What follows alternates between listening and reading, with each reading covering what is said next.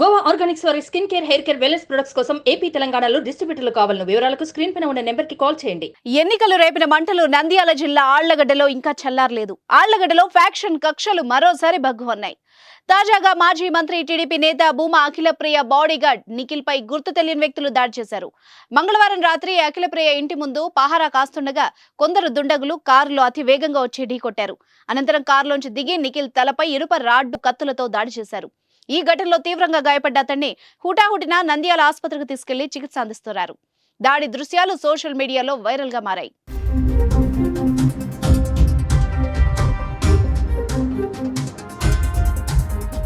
ఎన్నికల ముందు టీడీపీ జాతీయ ప్రధాన కార్యదర్శి నారా లోకేష్ చేపట్టిన యువగళం పాదయాత్ర సందర్భంగా భూమా అఖిలప్రియ, ఏవి సుబ్బారెడ్డి వర్గీయులపై గొడవ జరిగింది.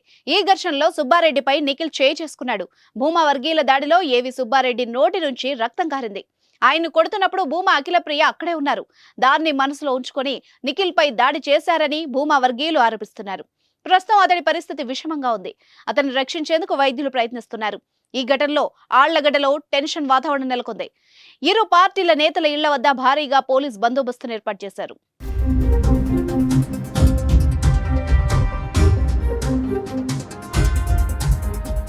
సుమన్ టీవీలో మీ పర్సనల్ అండ్ బిజినెస్ ప్రమోషన్స్ కోసం కింది నెంబర్కి కాంటాక్ట్ చేయండి.